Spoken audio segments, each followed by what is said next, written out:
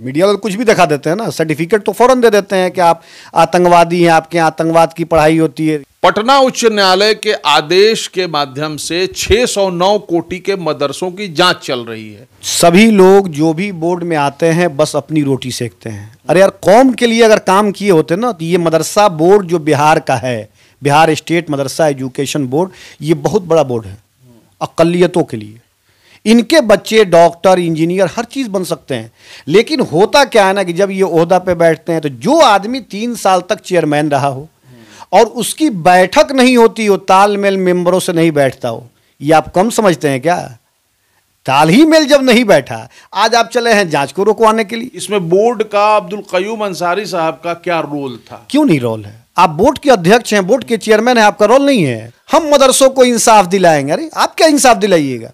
मामला न्यायालय में है, इंसाफ खुद ब खुद मिलेगा ना। BA, BCom, BSc, MA, MCom करें विश्व की सबसे बड़ी यूनिवर्सिटी इग्नू से। सॉल्व असाइनमेंट्स और गाइड बुक्स प्राप्त करें। संपर्क करें Mahakal computers, DAV PG college के पास, पंच मंदिरा मोड़ से दाहिने, सिवान।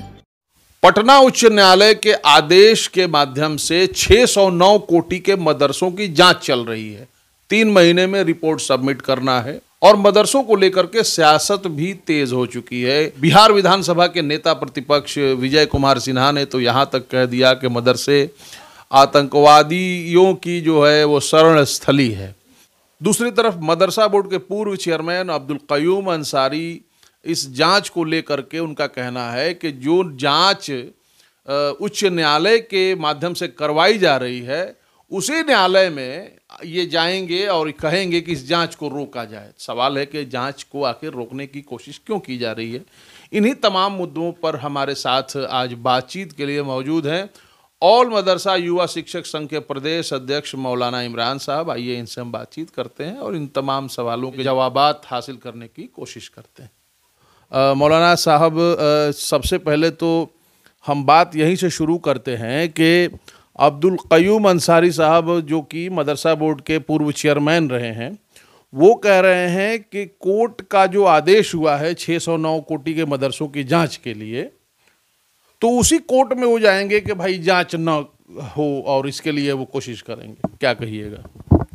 देखिए, बिहार के अंदर जो मदरसे हैं अभी 609 कोटि के जो जांच की बात है, न्यायालय के आदेश के मुताबिक जांच चल रहा है। ये पूरे बिहार के लोगों को मालूम है, मदरसे के लोगों को भी मालूम है, और जो मदरसे से जुड़े हुए लोग हैं उनको भी पता है। अब उसको रोकने के लिए या क्या करने के लिए वो जाएंगे, वो तो खुद मदरसा बोर्ड के चेयरमैन रहे।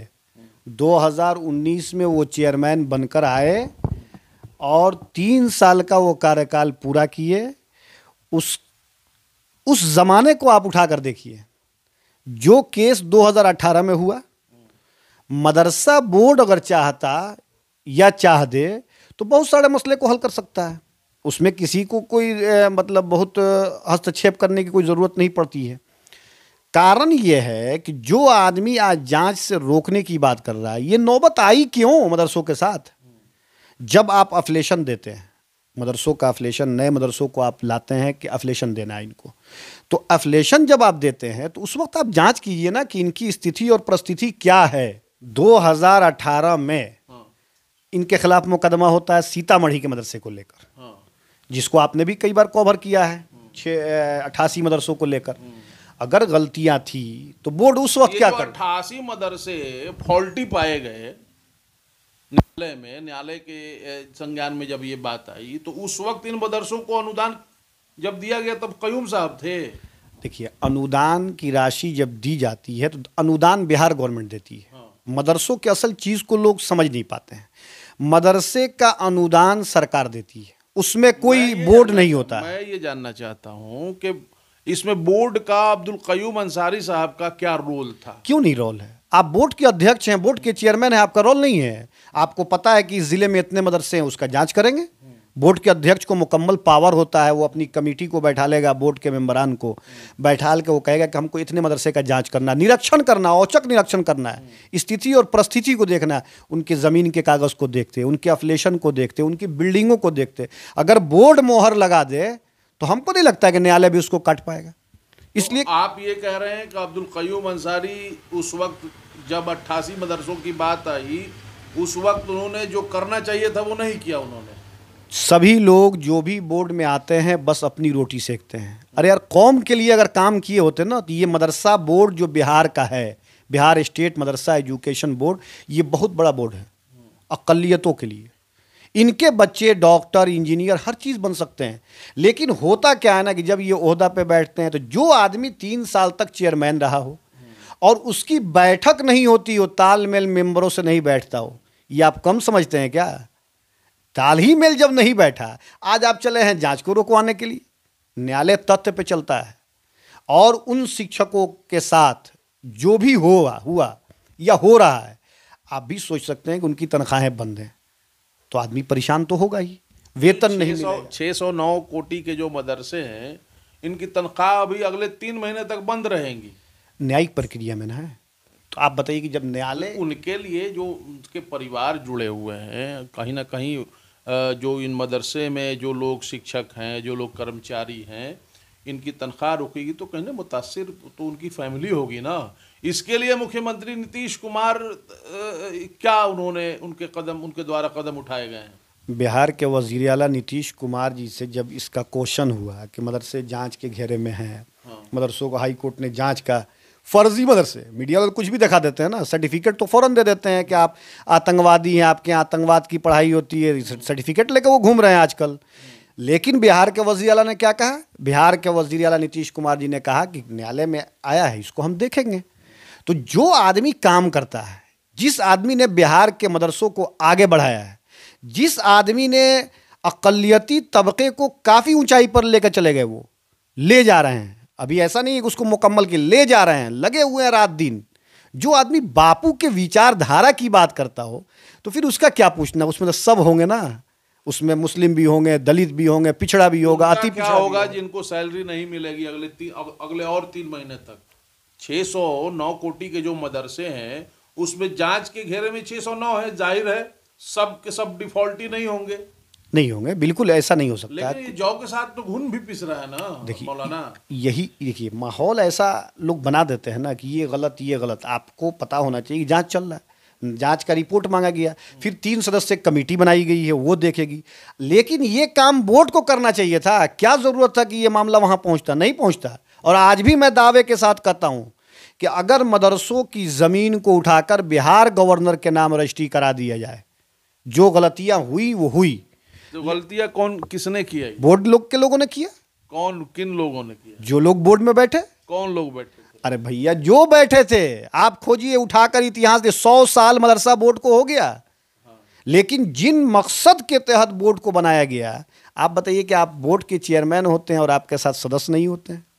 सदस्य अपना इशारा अब्दुल क़य्यूम अंसारी साहब के पास की तरफ है। मेरा इशारा किसी की तरफ नहीं हो सकता है। हम अपनी बात करते हैं। मैं अपने बारे में जानता हूं कि कहाँ गड़बड़ी रही और कहाँ से ये मामला आया। अगर ये बताइए कि ज़मीन पर मदरसा नहीं है तो अनुदान मिलना चाहिए, नहीं मिलना चाहिए। लेकिन अगर वो ज़मीन पर है तो उसको वेतन मिलना चाहिए। हम मदरसों को इंसाफ दिलाएंगे। अरे आप क्या इंसाफ दिलाइएगा? मामला न्यायालय में है, इंसाफ खुद ब खुद मिलेगा ना।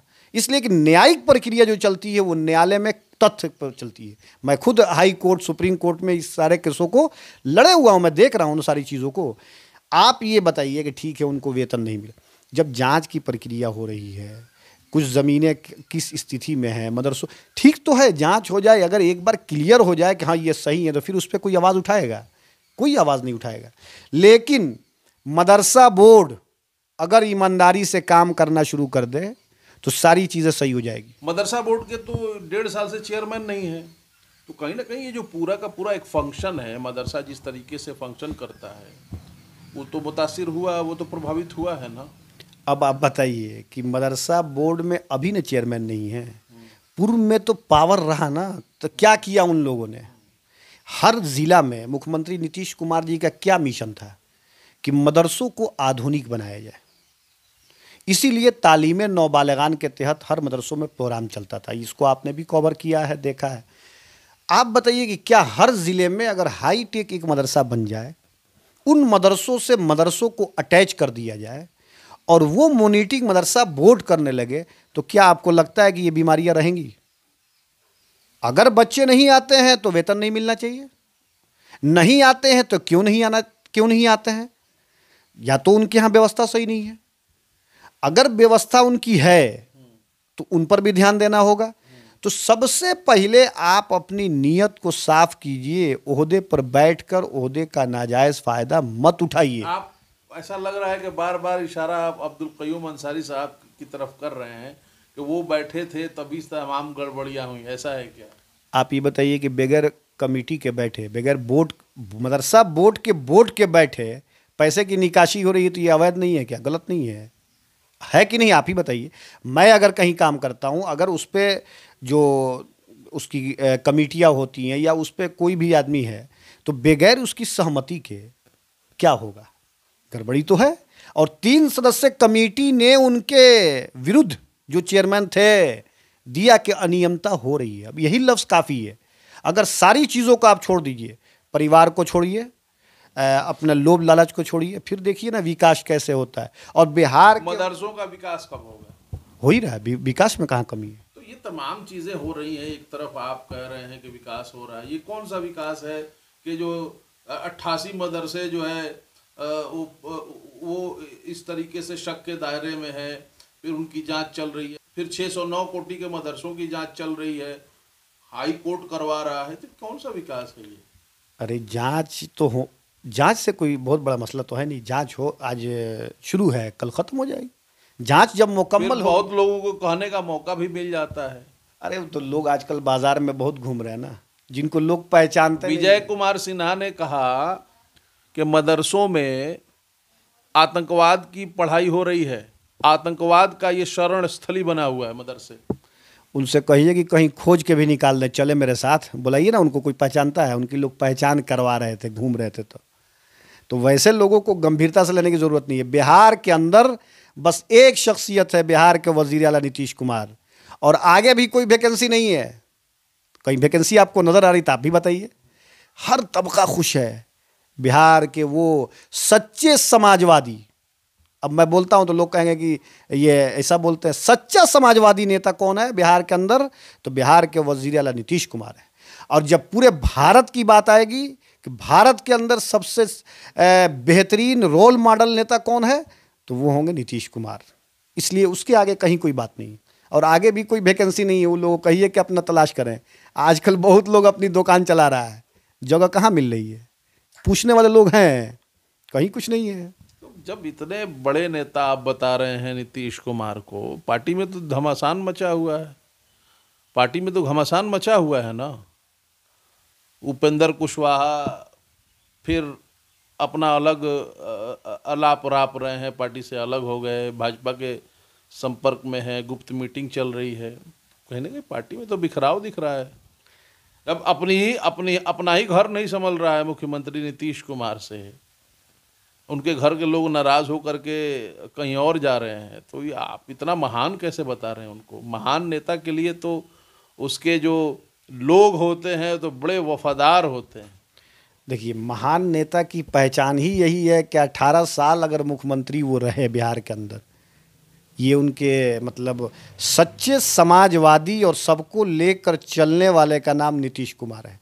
और रही बात आने और जाने की, तो दरवाज़ा तो बड़े लोगों का खुला रहता है ना। जब हर तरफ से आप परेशान होइएगा तो चले आइएगा बादशाह के हाथ में, फिर कहिएगा कि हुजूर हमको रख लिया जाए। और वो दरिया दिली दिखाते हैं बिहार के वज़ीर आला नीतीश कुमार के, आ जाओ भाई, जब कहीं जगह नहीं मिल रही है तो फिर आ जाओ नीतीश कुमार के चरणों में। फिर जब मन भर जाएगा तो जिसको आने और जाने की आदत होगी ना, तो वो कहीं आता जाता रहेगा, उसके लिए कोई बैंड की बात तो है नहीं।